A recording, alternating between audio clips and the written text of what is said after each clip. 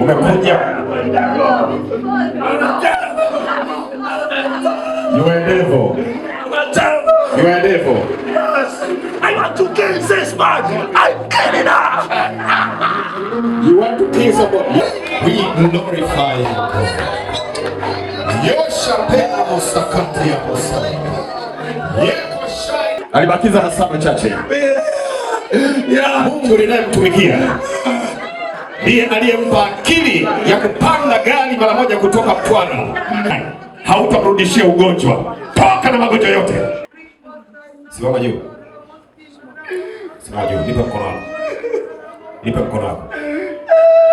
Simama juu. Simama juu. Aliyekamata nguo hataendelea kutesa maisha yako. Hataendelea kutesa maisha yako. Hataendelea kutesa maisha yako. Kwa jina la Yesu Kristo hai. Hautamlemaza kijana huyu. Hautamlemaza kijana huyu. Saidiana na Paulo pale. Saidiana na Paulo pale. Yomo shana breaka jina la Yesu.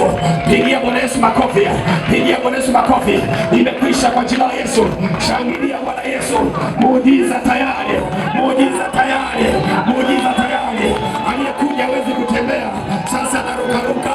Sasa anatembea. Aliyekuja na beba madhabahuni. Sasa anatembea. Bwana ametenda. Bwana amejitukuza.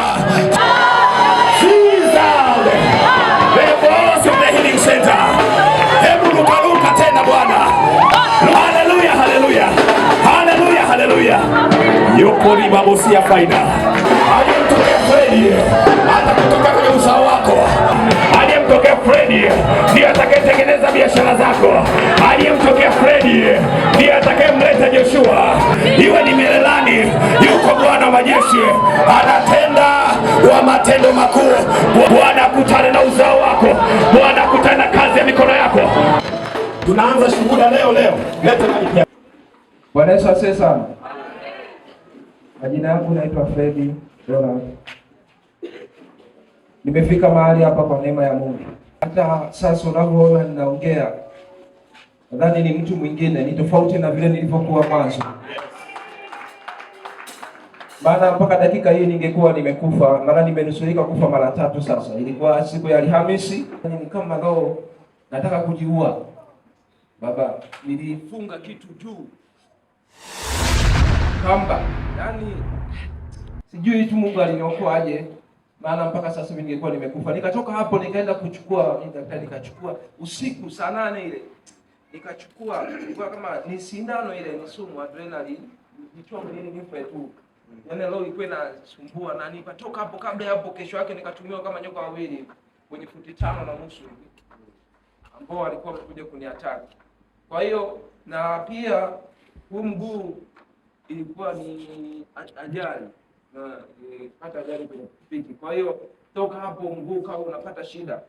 Kibaya zaidi, nilipokuwa siku ya Ijumaa naingia kazini, nilikuwa sikumbuki chochote nikiwa niko nahudumia wagonjwa. Hamna kitu ambacho nakumbuka. Hata kumuona mgonjwa unashika daftari lakini huelewi kitu gani ambacho unachokiandika. Nilikuwa leo ulipoingia. Nilikuwa sina kumbukumbu zozote. Lakini namshukuru Mungu kwa sababu amenirejesha kuwa upya. Na hivyo pia nilikuwa na hasira sana baba.